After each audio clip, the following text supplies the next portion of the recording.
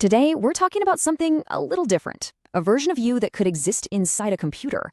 The catch? You might not control it at all. This is the wild world of digital twins.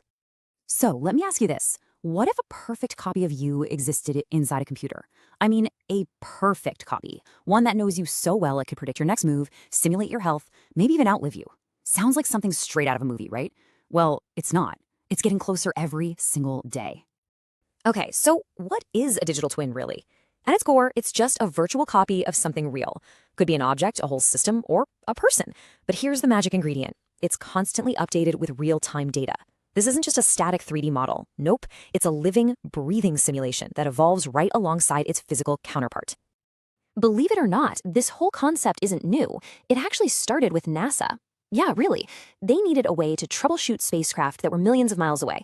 So what did they do? They built a virtual copy back on Earth. If something went wrong up there, they could test solutions on the twin first before beaming the instructions into space. Pretty genius, right? Okay, so we started with spacecraft. Then it moved to things like jet engines, factories. Makes sense. You use sensors to predict when a part might fail. But now we're talking about a whole different ballgame. It's one thing to make a copy of a machine. It's something else entirely to make a copy of a person's heart or their entire personality. We're not talking about mechanical sensors anymore. We're talking about biometric data, our online behaviors, everything that makes us us. And that's the massive leap we're making right now. So what's making this possible all of a sudden? It's really a perfect storm of tech. You've got powerful AI that can make sense of all this data. You've got the Internet of Things and all our smart devices, our watches, our phones that are constantly collecting that data. And then you have VR and AR, creating these virtual worlds where our digital twins can actually, well, exist and interact. It's all coming together.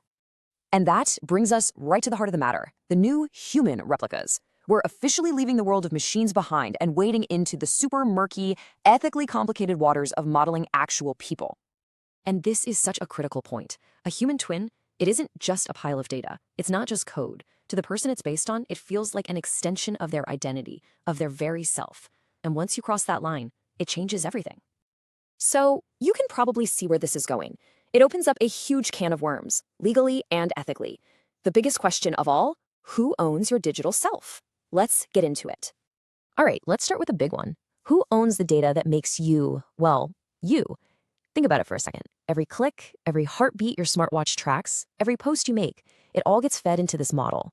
So who owns the final product? You or the company that built it? And this is where the fight really begins. On one side, you've got your claim. You'd say, hey, that's my personal data. Laws like GDPR say I have control over it. But then the company comes back and says, hold on, we took your raw data, combined it with tons of other stuff, and used our own algorithms to create a brand new product. That model, that's our intellectual property. And right now, there's no clear legal winner. It's a total gray area. Okay, so ownership is a mess. What about when things go wrong? Who's liable when your twin makes a mistake? Let's say a digital twin of your heart gives a doctor a bad recommendation, and it causes real harm. Who's on the hook for that? Yeah, pointing fingers gets really complicated really fast. Is it the developer who coded the thing? Or maybe the company that supplied the data? What about the doctor who actually listened to the twin? Honestly, it could be any of them, and the law has no clear answer. We're talking about a massive legal blind spot with potentially life or death stakes. And get this, the questions don't even stop when you die. What happens to your twin then? Does it just get deleted? Or does it live on? We're already seeing this stuff pop up, things like chatbots of the dead, where you can talk to a deceased loved one. It's this idea of digital immortality. And it brings up some seriously deep questions about legacy, consent, and who gets to control your image after you're gone. So we've been talking a lot about you, the individual, but let's zoom out for a second, because the impact here is way bigger. This isn't just a personal problem, it's a societal one. I mean, the risks are huge. Think about surveillance. A perfect model of the population could be used to predict and manipulate behavior on a scale we've never seen before.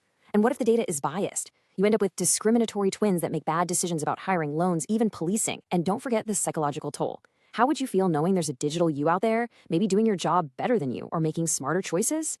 That's a weird thought. Now, I know this all sounds very futuristic, very Black Mirror, but this isn't science fiction. It's happening right now. Let's look at where we are today and where this is all heading. Want a real-world example? Check this out. There's a project called The Living Heart. It's an incredibly detailed, scientifically accurate digital twin of a human heart. Doctors and researchers use it to test new medical devices and even simulate surgeries before ever touching a patient. It's absolutely saving lives, but it's also proof of just how far this tech has already come.